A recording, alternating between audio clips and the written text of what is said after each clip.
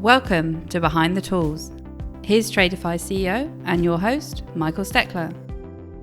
Hi everyone, welcome to another episode of Behind the Tools. We've had a little bit of a short gap in May, but we're back, and I'm delighted that we've got Andy from the Trades Coach. Andy, welcome to the show. Yeah, thank you very much. Appreciate the opportunity. So Andy, you've been sort of working with trades companies for a while. Do you want to maybe explain what your company does and how you got into this? Yeah, sure. I guess I kicked off my coaching sort of career back in about 2006, I think it was. Came out of sort of corporate life, which is where a lot of business coaches tend to come from. And, started out as a typical kind of vanilla flavored business coach, helping all sorts of different types of businesses. A few years into it, I looked at kind of what I was doing and what I was sort of the marketing advice that I was giving my clients, which was, don't try and be everything to everybody, pick a niche and go kind of deeper into it. I kind of wasn't really doing that myself. So I decided to niche my business and had some, clients in that trade space. And I definitely saw a real need in that area. Guys were fantastic, craftsmen at what they did, but weren't really kind of earning the kind of money that they deserved. So that's why I decided to go down the track of focusing on the construction trades. Fantastic, cool. And was that really how that came about? Was you had a customer who was a trade and you just sort of were working with them and decided actually there's a bigger opportunity here?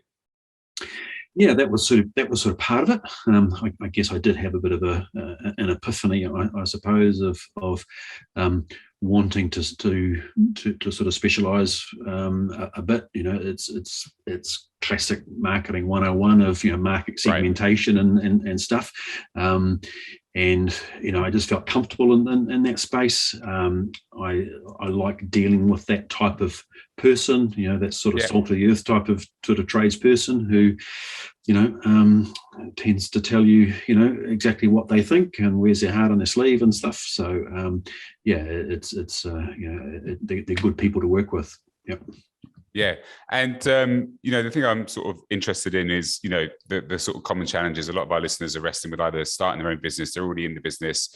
What was the things that you saw initially that made you feel that you could help with them? You mentioned marketing, but there are other sort of big things, big topics that came up. Yeah. And, most people that, start their business in the trade space, have had little, if any, kind of training on how to run a business. And it tends to show quite quickly, particularly around sort of some of the money sort of side of things. And, perhaps they've come off the tools, and they've been earning, $35 an hour. So they think that if they're going to be charging $40 an hour or $45 an hour, they think, wow, I'm going to make a fortune here, and it's not having the appreciation of the cost of kind of running a business and all the different balls that you've kind of got to juggle in the air.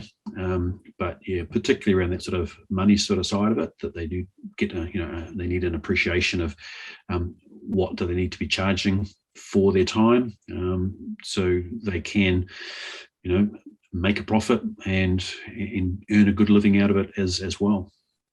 Yeah, so that seems to be one of the commonest things is people that are really, really busy in the trades, but still not making money. And, people often wonder how you're inundated with work, how's that happening? And it often is, can be a number of things, but it often is pricing. How did you approach that? How do you get to a point where how do you approach it from looking at their P&L and deciding, hey, this should be your hourly charge?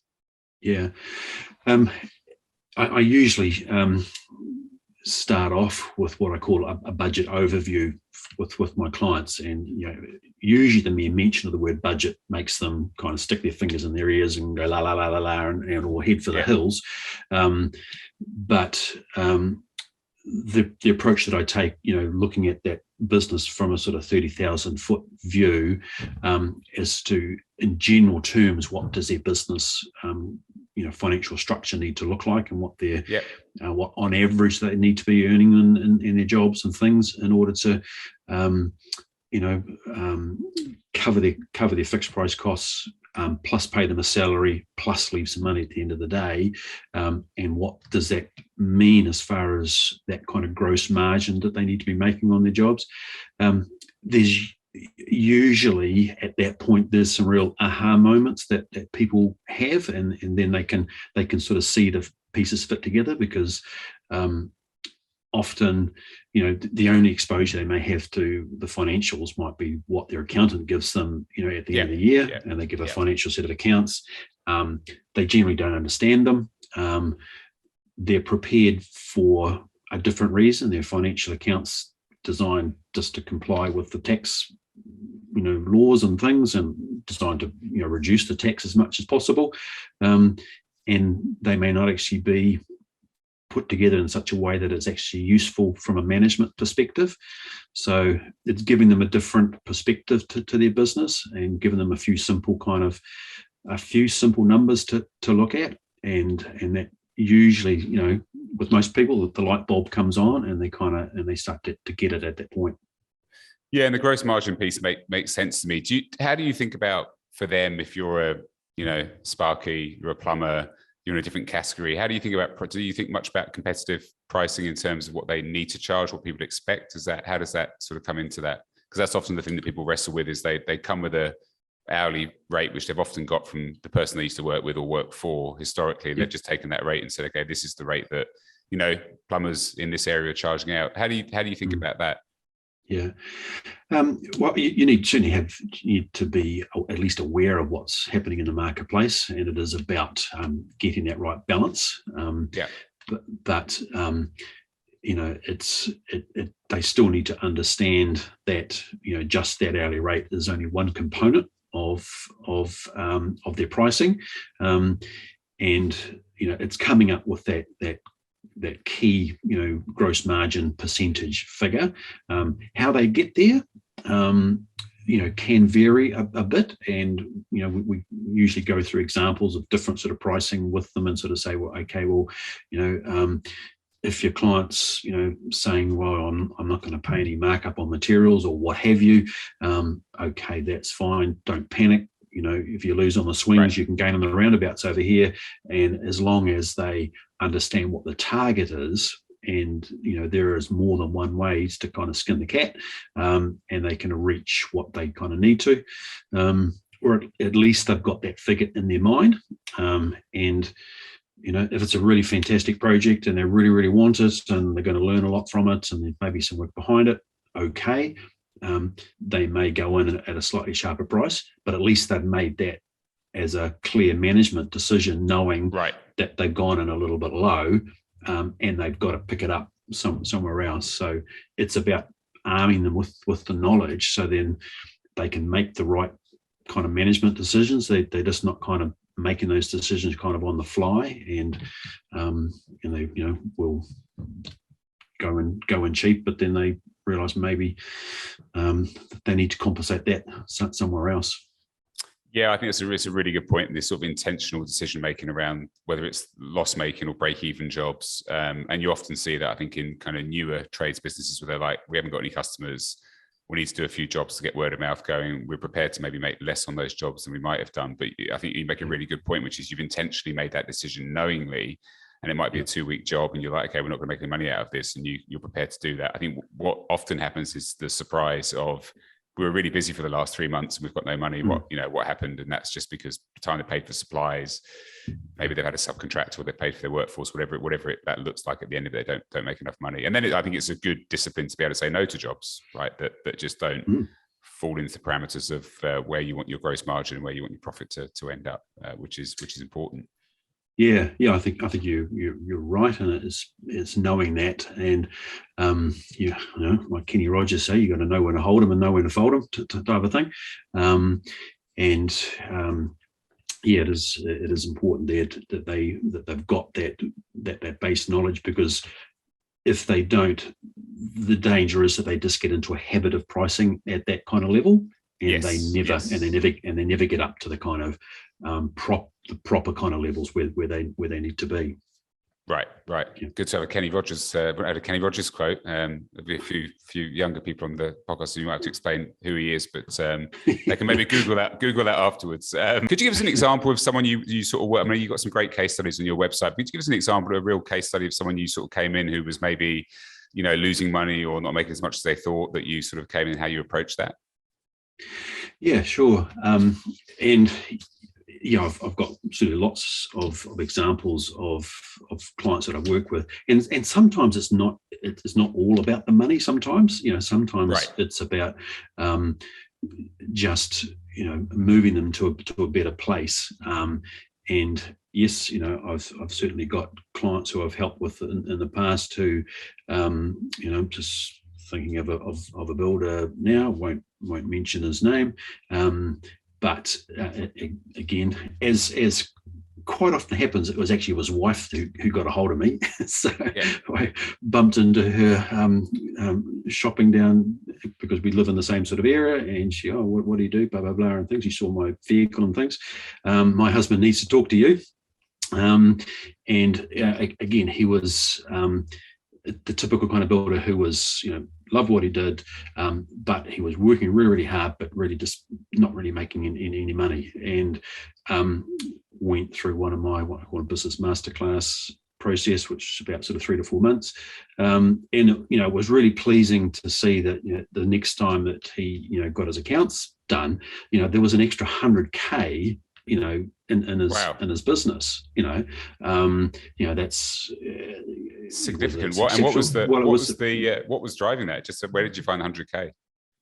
Well, again, it was just lots of different things, and there's often there's usually not some magic pill that's there's your problem and you can fix it, but it's typically a combination of lots of things, and it's working right through from the top of the profit and loss down to the bottom, and obviously getting the pricing better. That's a critical one, and that's probably a big part of it. Getting the pricing right, just being more confident in doing the pricing as well, and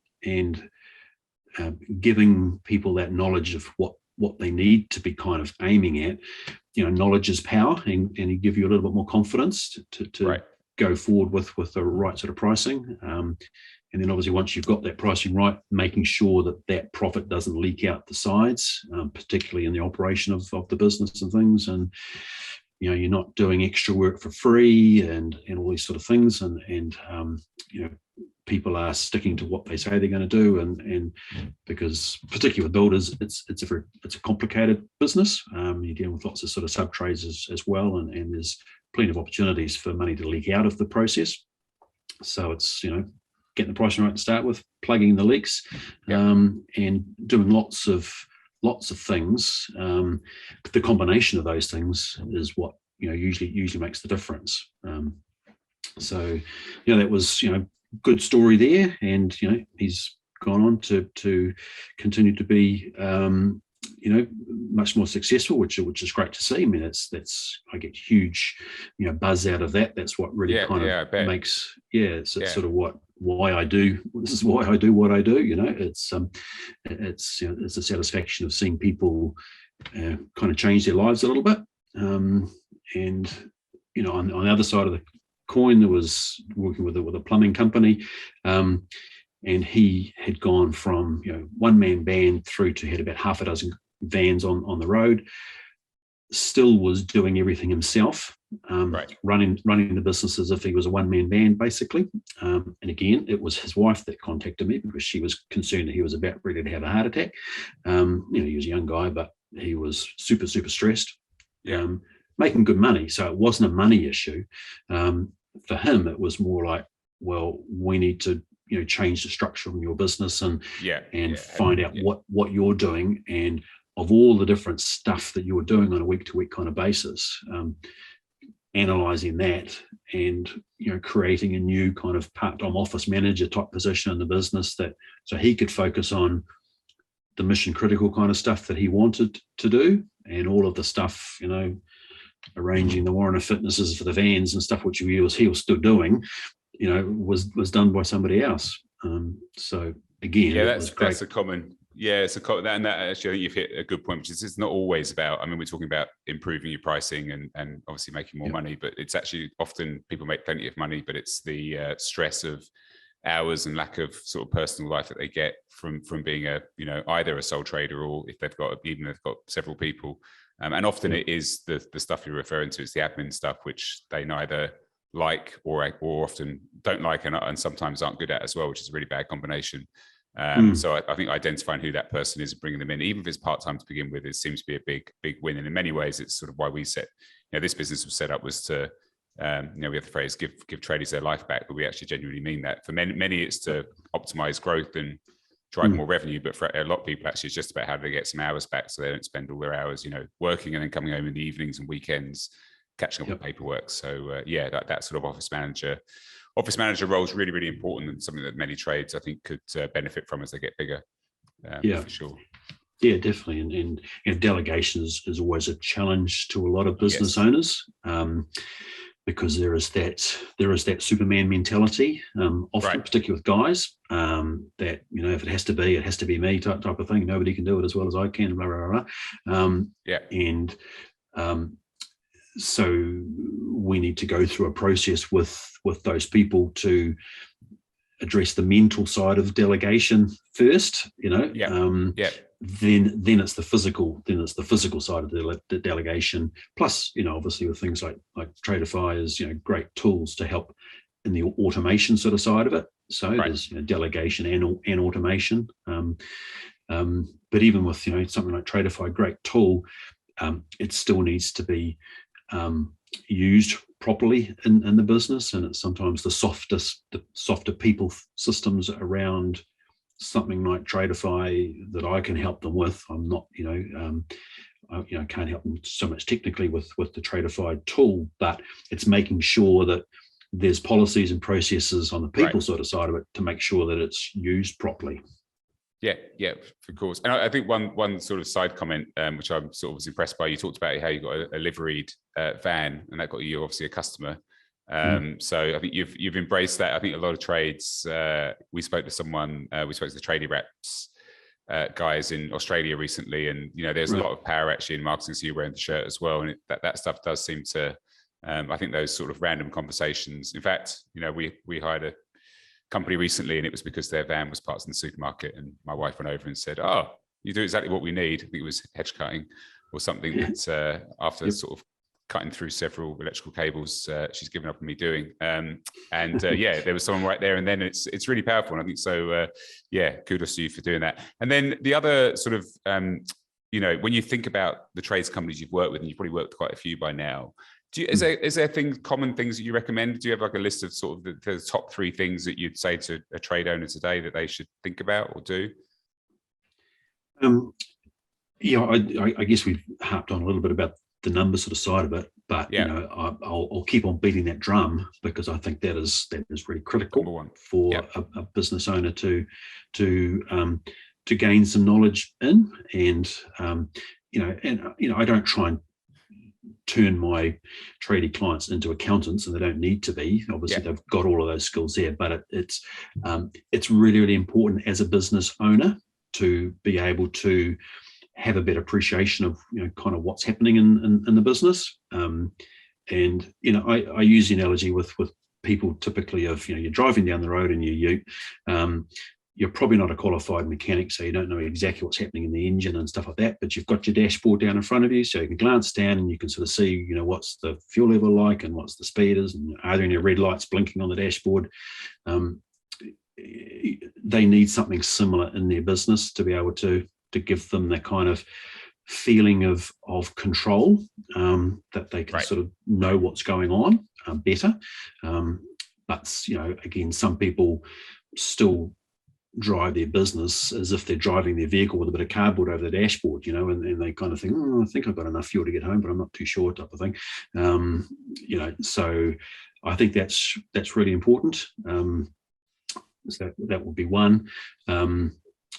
Obviously, you know, staffing these days has been a major problem getting people, and so it's you know, critical, I think, to be focusing on the staff retention and the culture sort of side of the business, because everybody's kind of thinking, oh, it's so hard to get more people and they spend so much energy trying to hire people, but you've got to make sure that people aren't kind of escaping out the back door.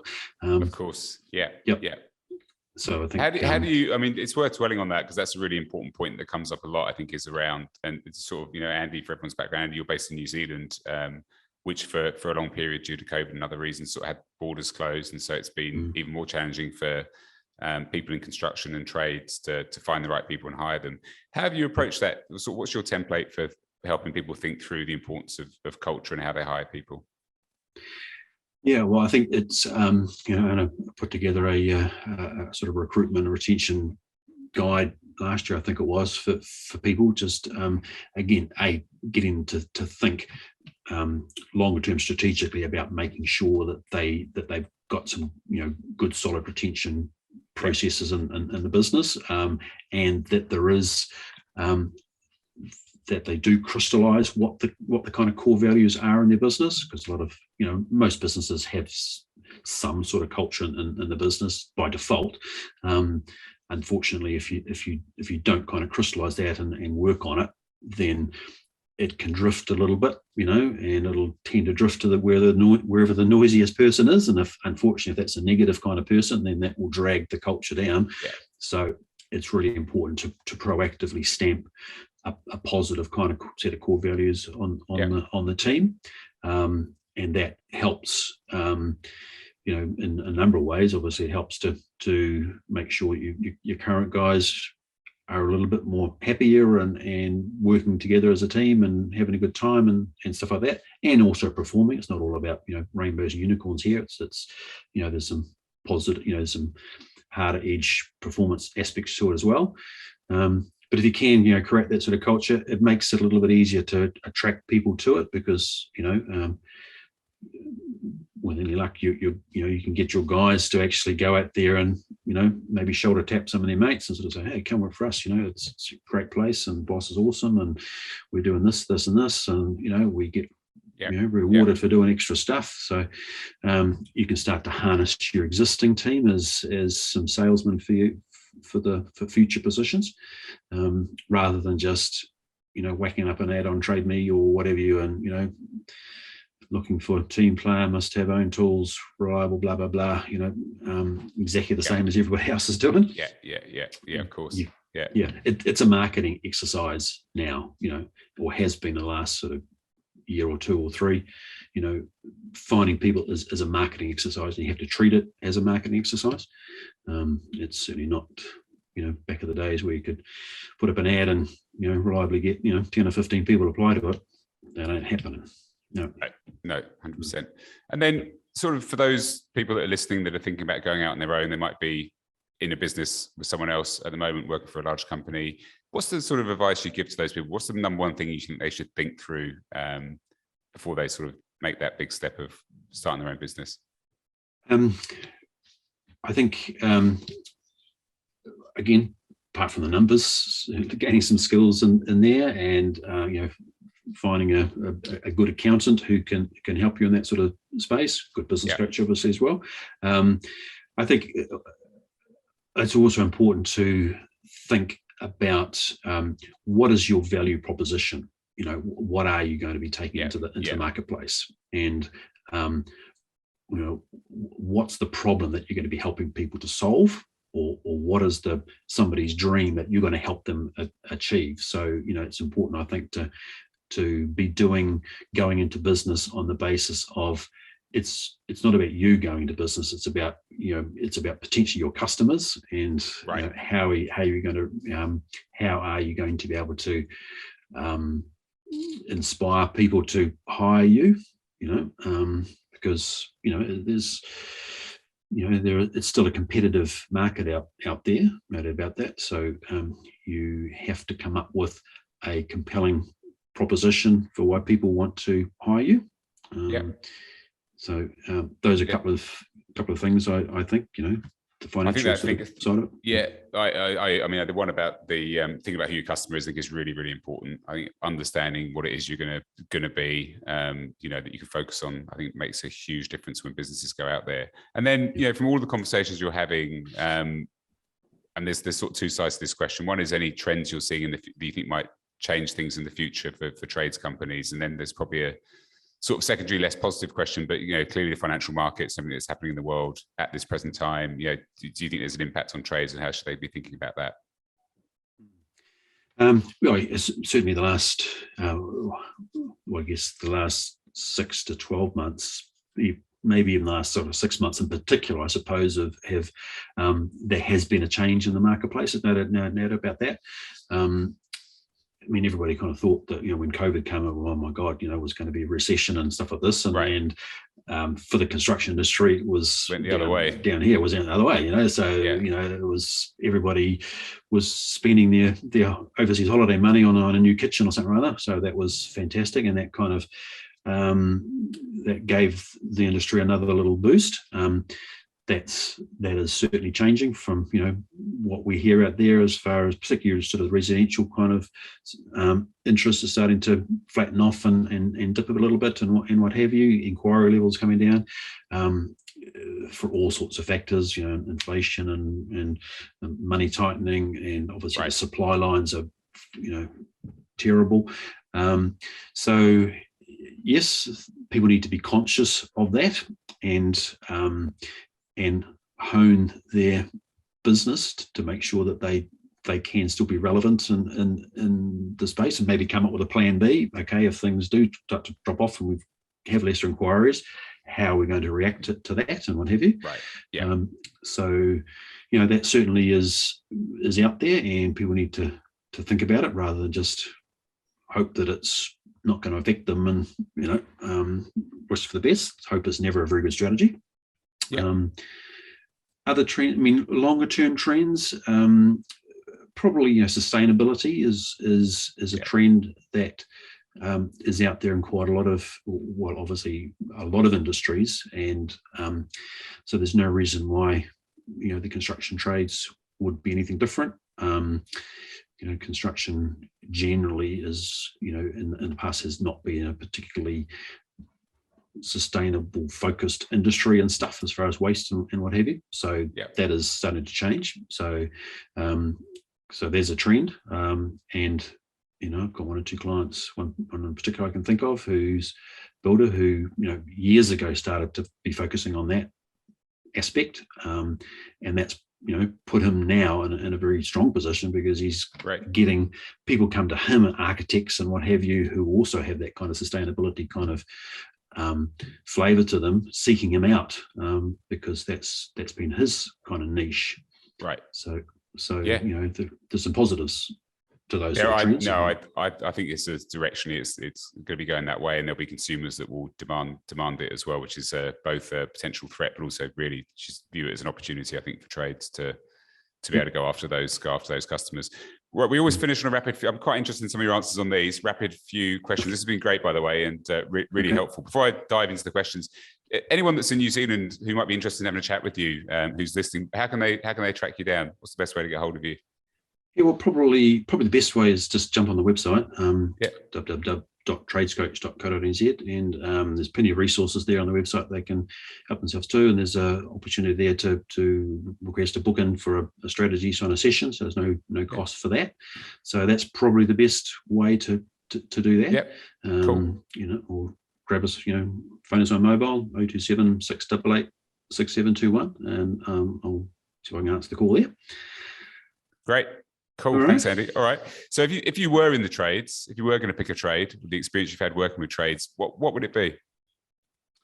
Yeah, I thought about that, and I don't understand electricity. It's always been a mystery to me. So that counts that one out.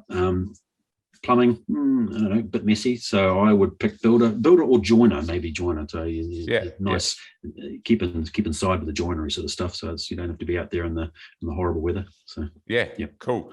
And I'm sure you like all of your clients that you've worked with, but do you have a favorite type of client that you enjoy sort of working with?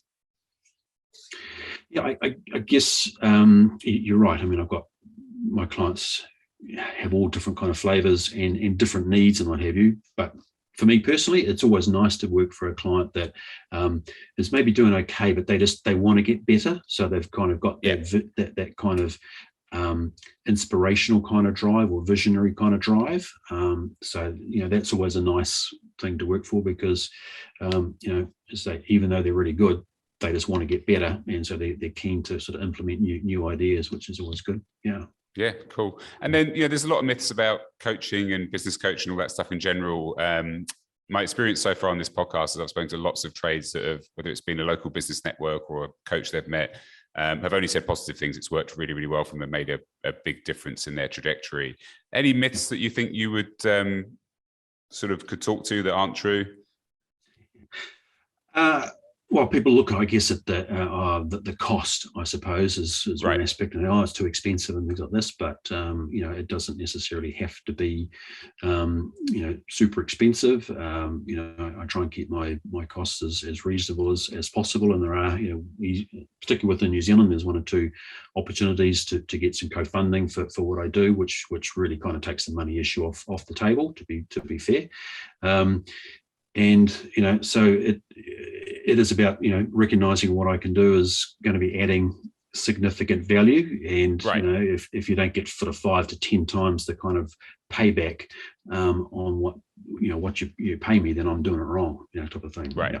Yeah. Cool. Great. And then anyone you come across that you think we should speak to next on the podcast that you think is interesting?